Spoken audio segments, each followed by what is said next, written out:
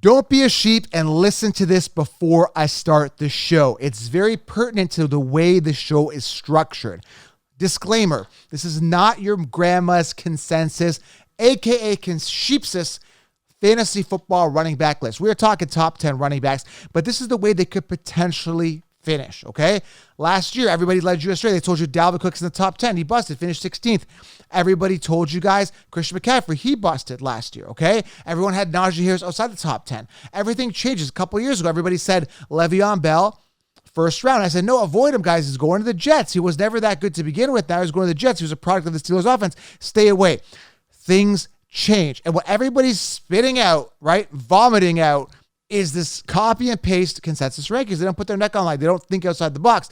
This is an outside of the box thinking list. So I'm going to dive into why I went with this list and why you should consider drafting the guys on this list because they're all optimal. Okay. One of them, I have some question marks, but that's okay. I put him in here anyway because he could finish on top. So super excited, to dive into this. And everything I say at the beginning of the show is of value to guys. I hear some people come on and say, well, let's fast forward past the beginning. Guys, there's some golden nuggets here at the beginning that I talk about that you don't want to fast forward through. So again, make sure you guys stay for all of the entire show. Okay, guys, because there's value. And everything I offer is of value, including using the code SHOWERLINE20. Go do that right now at manscaped.com. They don't just sell the Lawnmower 4.0 to keep your balls clean. They've got Boxers 2.0 here, guys, the most comfortable underwear on the planet. I'm wearing them right now, right? That's why I'm not scratching my balls or itching. They're super comfortable, and they're groomed with the Lawnmower 4.0. So head on over to manscaped.com. Use code SHOWERLINE20. Save yourself 20% on some amazing products. They've got deodorant. They got body wash. They got shampoo. They got nose hair trimmers. They got everything you do. They even have cologne. Everything you need to stay groomed, stay fresh, to find your future wife or girlfriend or whatever you need to do. You're going to attract somebody if you're using Manscaped. So manscaped.com, SHOWERLINE20, all right? I'm excited. Let's dive into it. Fantasy football is around the corner. How much more excited can I be? I can't. Like I said before, and I've said it in other videos, it's like being a kid at Christmas all over again. Fantasy is here, guys. Let's go. Top 10 running backs. Without further ado, we're going to dive in. Let's go.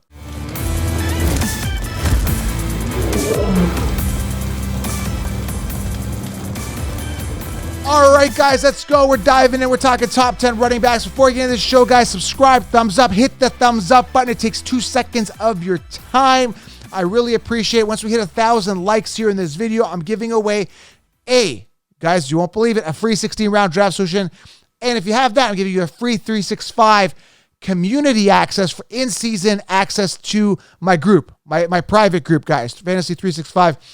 Get this video to 1,000 likes, and I will randomly select a winner here in this video. And secondly, if you've not gotten the 16-round draft solution, get it. I've linked it below. You've used code TUBE20. Save yourself 20%, guys. This is the game changer. Sleepers, breakouts. It's going to help you guys crush your leagues. You can even stop this video, get the solution. You will win your leagues, guys. That's it. This is a proven formula. It's as good as bulletproof as you can get to an amazing roster. 16 rounds.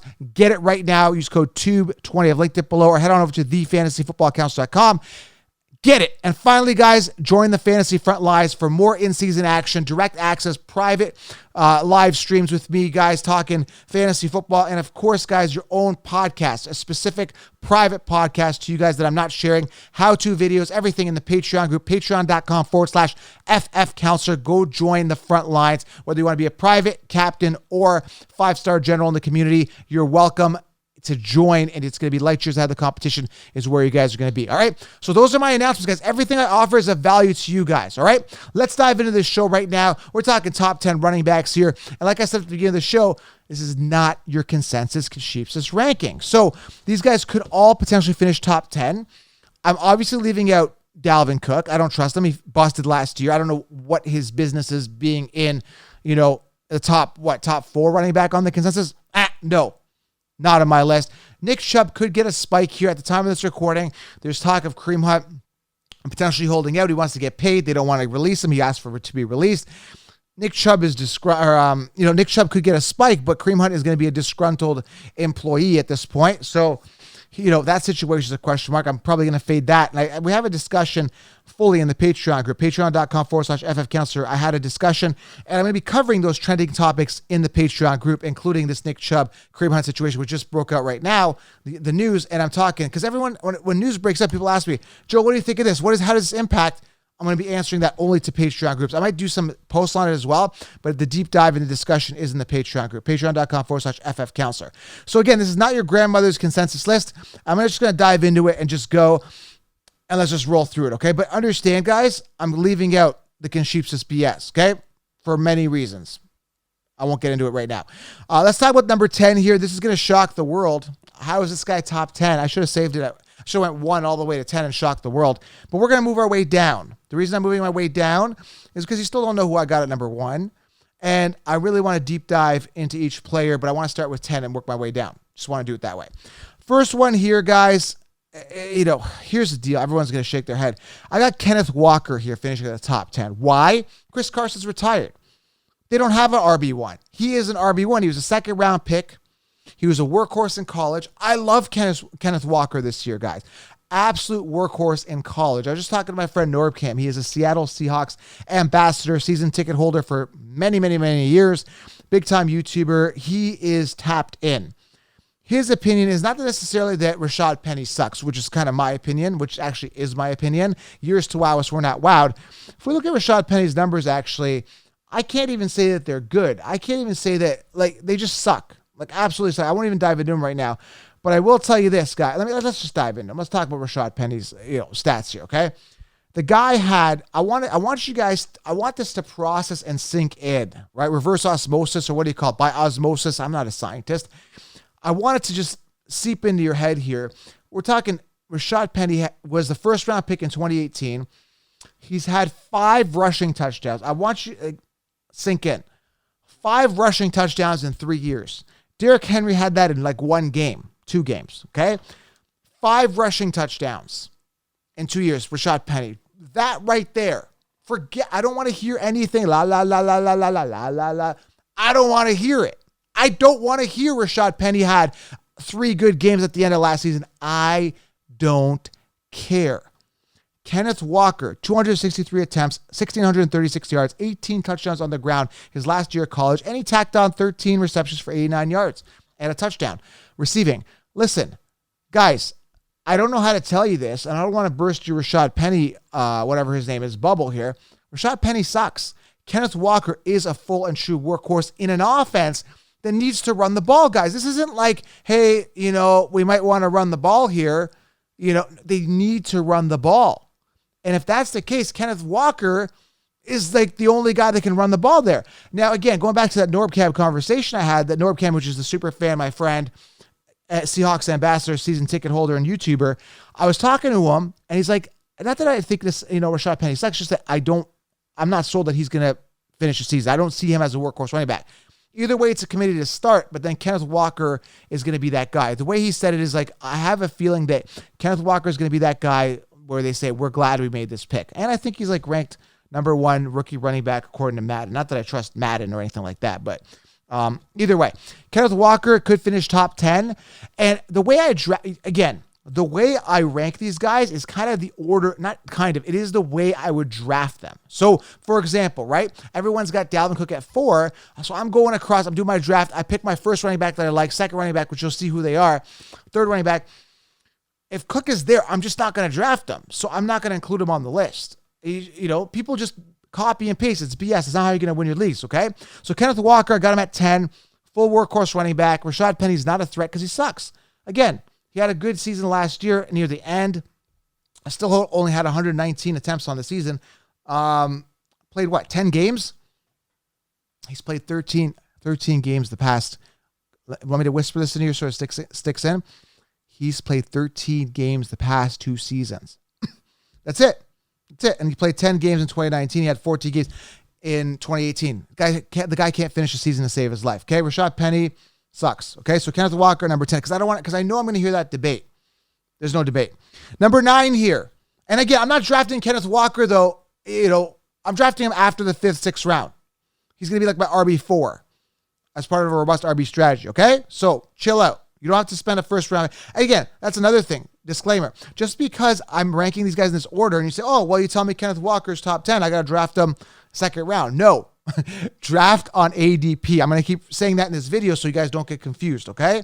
Draft on ADP, right? And when you see them come off, snipe the guys that are like a round or two before they get taken in the draft, okay? So don't pick them in the first round, okay? And again, I explain all this in the 16-round draft if you haven't got it. Coming at number 9 here, I've got Javonte Williams, simply predicated on the fact that he's young, dynamic, ultra explosive, amazing talent, and he is the starter on the Denver Broncos. Now, obviously, they brought Melvin Gordon back, but they know that Javonte is the future. Melvin Gordon will be a pest, so I want to implore you and warn you that again, I've said this in my other videos with Javonte Williams, there will be a game, week 3, week 4, week 6, week 9, your playoff championships, if by that point, Melvin Gordon has not broken his leg or fumbled his job away, which he's known to do.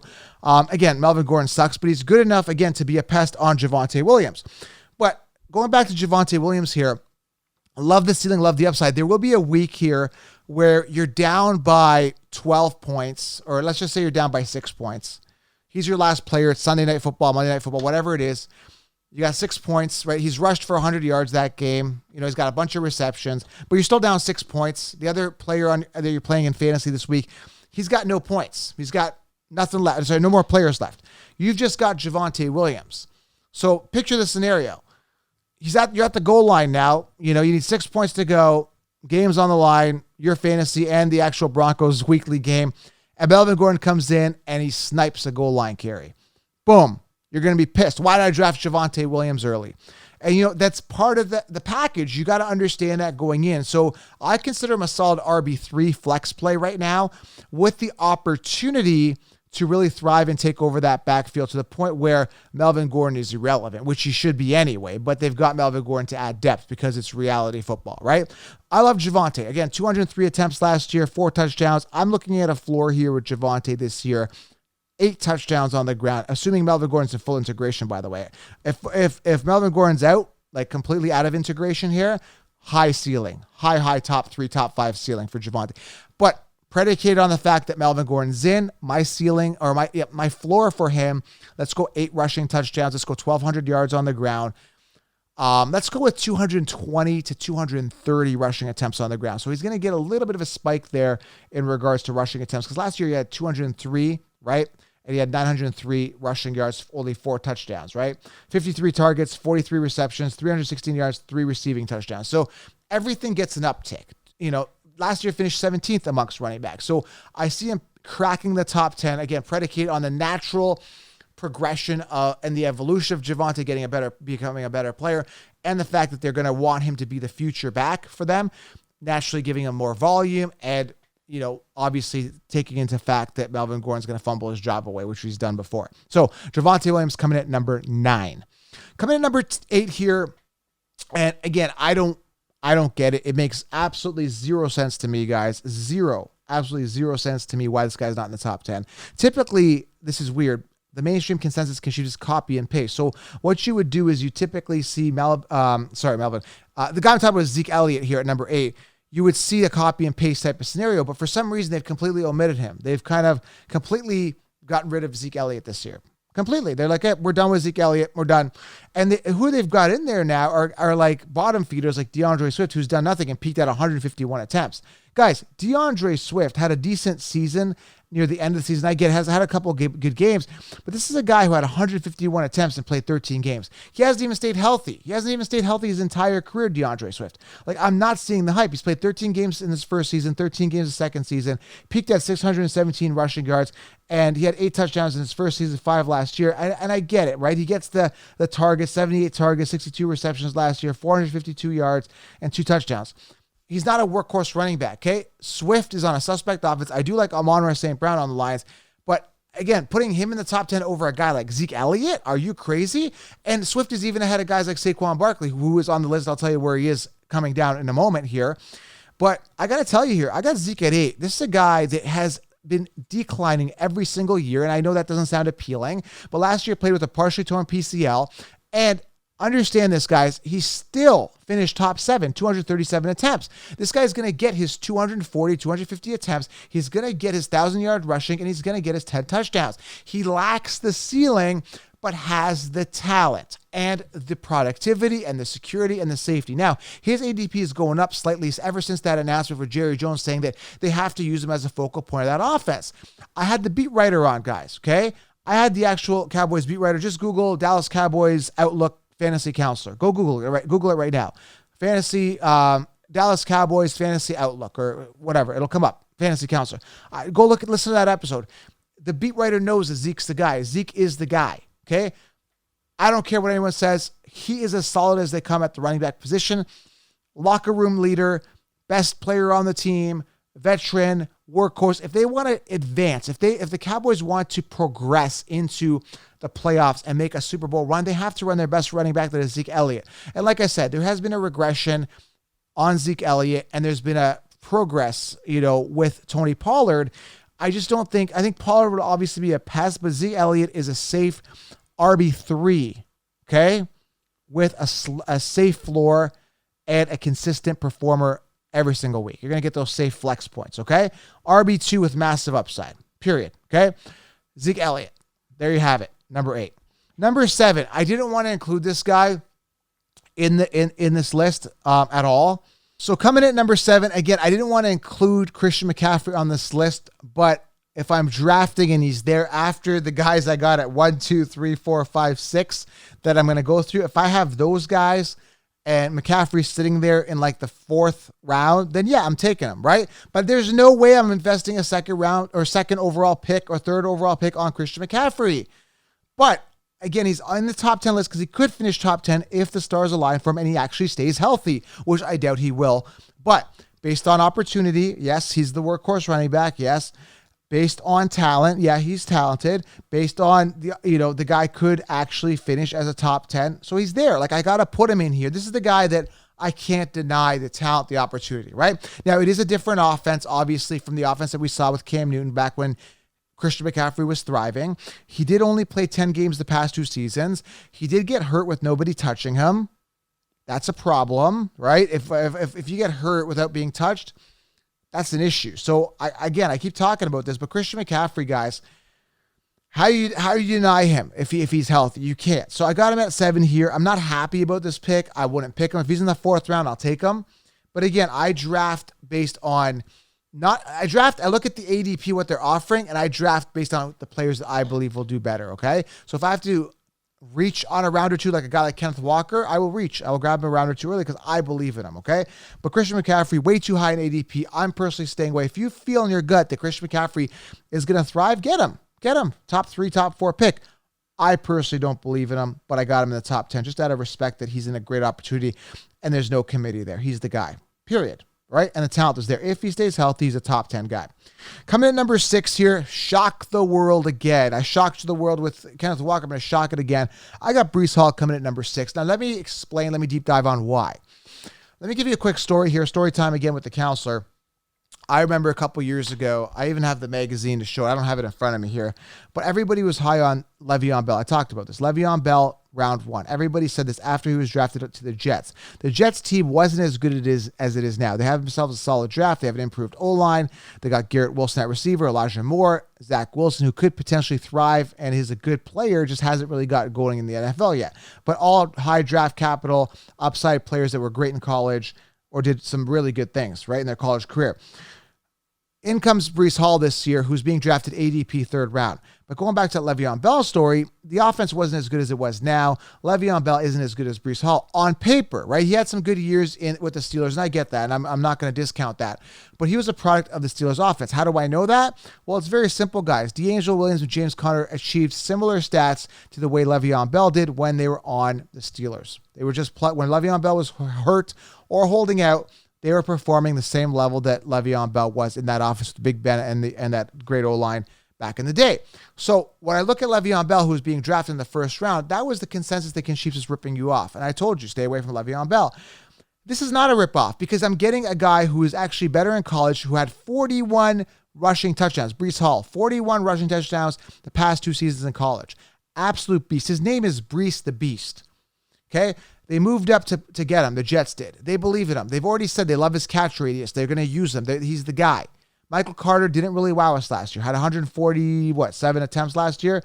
Didn't really wow us. And there's, again, I've talked about this. There's a bunch of bottom feeders that were on that roster last year that had a bunch of carries that shouldn't even be touching the ball. Have no business touching the ball. Let's talk about those guys. Ty Johnson has 61 attempts, right? This is just showing you the potential of Breece Hall because there's tons of volume to be had. I understand the Jets defense is suspect, but again, they've got some good receivers with Wilson there, Zach Wilson throwing the ball, and Elijah Moore. They've got some weapons here. But let me tell you something. Michael Carter, 147 attempts. He's going to get natural regression, okay? So let's just say he loses 50 attempts. So there's 50 attempts for Breece Hall, okay? We're projecting here. This is how I look at it, right? I look at math and I look at calculations, right? Ty Johnson got himself 61 attempts. So 61 attempts right there. Tevin Coleman came in with 84 attempts, okay? Austin Walter, I have no idea who that is, got 26 attempts. So we're like a 50, 61, 84, 26, okay? And they're going to put in more attempts for him last year. So do the math, guys. Get a calculator out because I don't know math. Let's do it together. And again, I'd like to emphasize the fact that I'm really doing some research here for you. 50 plus 61 plus 84 plus 26. 220. Hopefully I got that right. You guys can not spell check, but number check. 221 attempts. That's his floor. That's assuming that, that Michael Carter still gets 100 attempts. I don't think he deserves or should get 100 attempts. So I'm looking at a floor of 250 rushing attempts for Breece Hall. I think he gets all the goal line work. I think the talent is there. I think he gets some explosive runs and plays. Breece Hall could easily finish top 6. Am I excited about him as much as I was with the Steelers' Naji Harris last year? No, I'm not. But what I am excited about is what I just talked about. He's a beast. He's got volume. He's got opportunity. He's in a situation where he's going to eat, right? And the value, right? This is the key thing. Naji, I had to spend a second-round pick when people were sleeping on him last year, and I had to spend a first-round pick in one round, as we get closer to the season, right? Because everybody was finally on the train after I was telling everybody. He was still outside the top 10 in all consensus rankings. Naji Harris was last year. But I look at Breece Hall, guys, and again, I'm seeing a ton of opportunity, a ton of upside. I mean, he could completely bust, but I don't care. He's going to be my RB3, period. I love Breece Hall. Draft him. Coming at number 5 here, I can't deny him anymore because he's been solid. He's on a high-octane offense. Great receivers. The guy I'm talking about here, guys, is Joe Mixon. How do I deny Joe Mixon after the year he had last year? I can't deny Joe Mixon because he's in a great situation. It's all about opportunities, about situation. And one thing that I look at right now with Joe Mixon is that he doesn't have a committee. He's the workhorse. Last year, 292 attempts, 1,205 yards, 13 touchdowns, 48 targets for 42 receptions, 3 touchdowns, 314 receiving yards. Great numbers. Now, my only concern about Joe Mixon are 2 things, right? He has his share of injuries. He only played 14 games year 1, 14 games year 2, had 6 games in 2020, had the injury, and came back, had a good year last year. Hopefully health is not an issue for him. He should be solid. Another thing that concerns me with Joe Mixon is that out of all the years he's played, this was his pinnacle year, right? 292 attempts. He's never seen that. But now he's finally got a great quarterback in Joe Burrow, Jamar Chase, right? T. Higgins. He's got some good receivers there that are really going to take the pressure off, for him to run. So he can run. Less stacked boxes, right? Defenses have bigger fish to fry with their receivers. They got to cover them. So Joe Mixon, if everything goes well, health goes well, this guy's a top 5 running back. Okay, I think he has a great year. I'm invested in him. I got him in a league, right? A big money league. I hope he does well, right? I'm in on him. So I got him here at number 5, Joe Mixon. Coming at number 4, let's shock the world again. And I've talked about it in all my videos. I cannot implore you enough more than ever that Saquon Barkley is going to have a great season this year. I just posted something in my story mode. I'm going to read it to you. While I'm finding it, I want to tell you guys something, that he is in a contract year. Okay, so he has to get paid. He has absolutely 0 options here other than he has to get paid. He has to do something, right?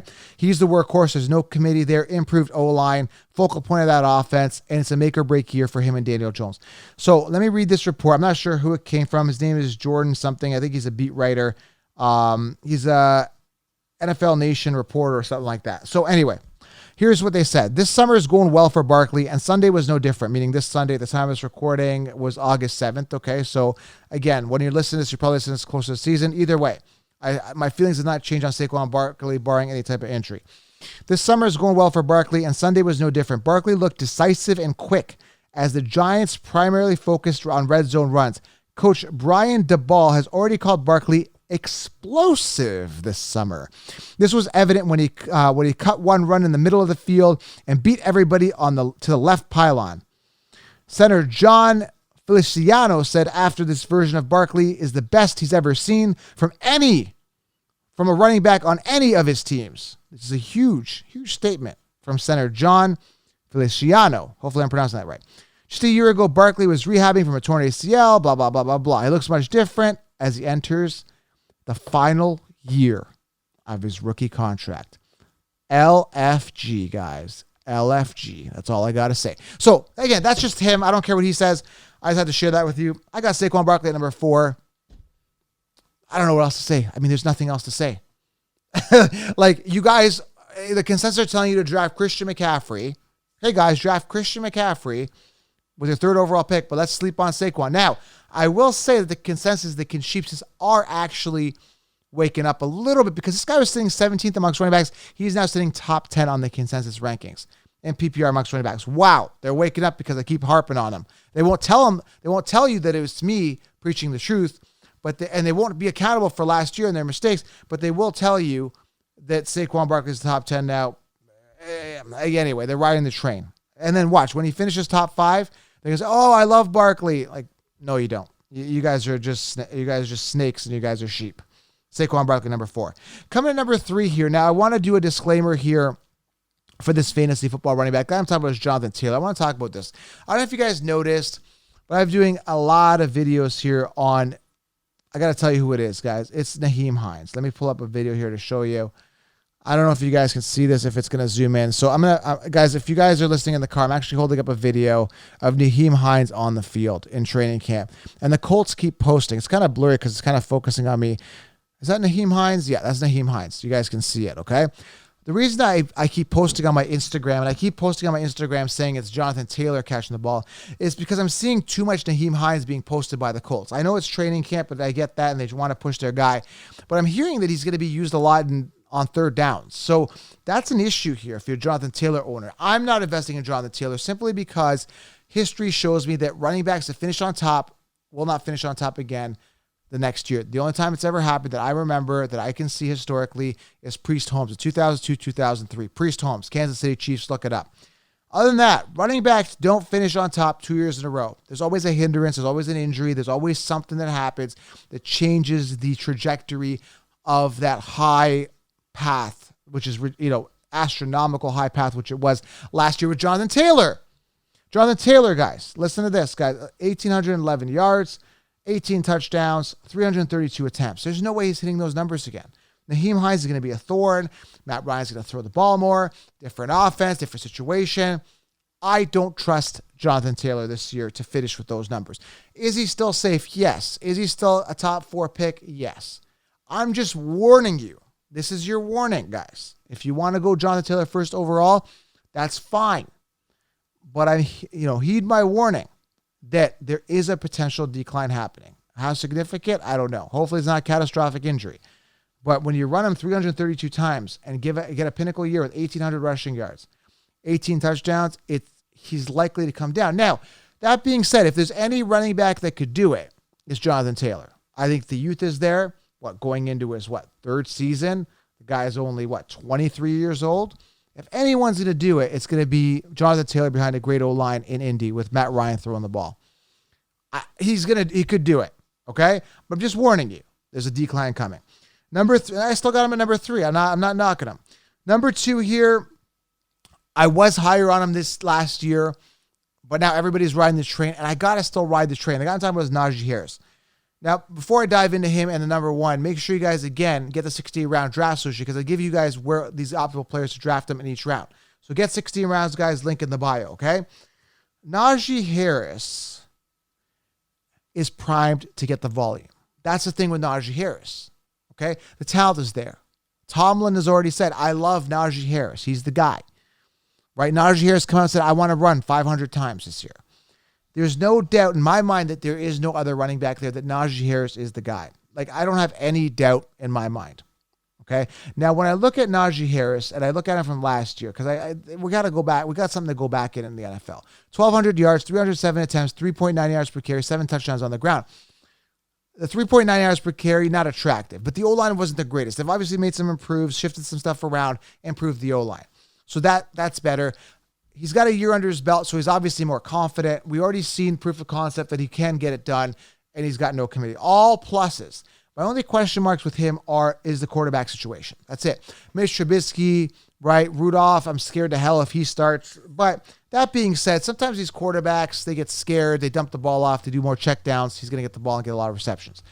So there is a bit of a concern with quarterback. But I'm not like over the top concerned enough that I'm going to say I'm not going to draft him. Because again, he's that prototypical young running back, workhorse, no committee that I like.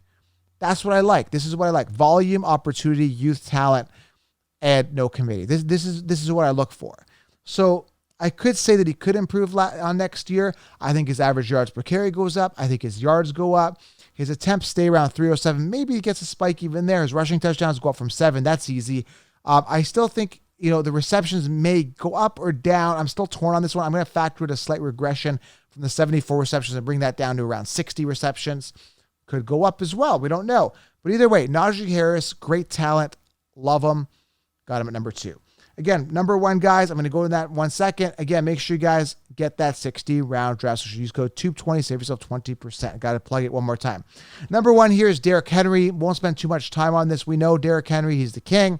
Last year, I'm gonna go over this, and I've said this in other videos, but if you're new to the channel, haven't listened, and if you just want some more reinforcement on why I love Derrick Henry so much, listen good. This is very important. Factual information here, okay?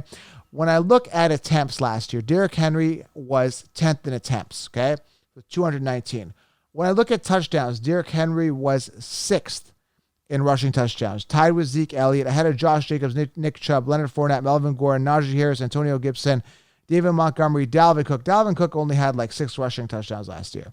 Okay, Derrick Henry, 6th in rushing touchdowns. What do we say in attempts? 10th. Rushing yards, Derrick Henry finished 9th in rushing yards with 937. He had more rushing yards than Javonte Williams, Josh Jacobs, David Montgomery, Leonard Fournette, Miles Sanders, Rashad Penny, Michael Carter, Cordell Patterson, Saquon Barkley, who got hurt, banged up, Christian McCaffrey. Derrick Henry finished top 10 in those categories. Derrick Henry only played 8 games. That's all I got to say. He's my number 1 running back, period. And he's going to bounce back. That's it. Like, he had his down year. He's coming back up. That's it. Have faith. Believe in the Derrick Henry. I do. That's it. Like, I mean, none of this is factual, concrete. Like, nobody knows for sure. You got to go with your gut and intuition, and you look at the numbers. This guy is going to eat. He's got the highest ceiling amongst running backs. I don't care if it's PPR, half point, or standard. This is the guy that's going to have the highest ceiling. His name is Derrick Henry. Due for a bounce back. Work ethic is top-notch. Opportunity, volume, run first team. They got in enough talent there at wide receiver, enough to distract the defenses, and Robert Woods, who's a veteran, and Treylon Burks. I think they're going to be just fine. Veteran, Tannehill is just going to be just fine. This offense is going to be fine. Derrick Henry is going to run wild. Hang on to your seat. Buckle up. We're looking for a record year out of Derrick Henry. You heard it here first. All right? There's your top 10 running backs, non-ADP, non-sheep style. Get the 16-round draft solution, guys. You will crush your league. Use code TUBE20. Google 16-round draft solution or get it on the link below. And head over to manscaped.com. Try their boxers. Try their trimmer, guys. Use code SHOWERLINE20. Go treat yourself right now. Fantasy's around the corner. I'm excited, guys. Hope you enjoyed the show. Top 10 running backs, Derrick Henry, Naji Harris, Jonathan Taylor, Saquon Barkley, Joe Mixon, Breece Hall, Christian McCaffrey, don't really like him there, Zeke Elliott, Javonte Williams, and Kenneth Walker to round out the top 10. Thank you for being here, guys. Yes, I omitted some other guys I don't like. Maybe Nick Chubb could finish the top 10 if Kareem Hunt doesn't work out, whatever. But these are my top 10. I like the ceiling. All right, guys, we'll talk soon. I'm out.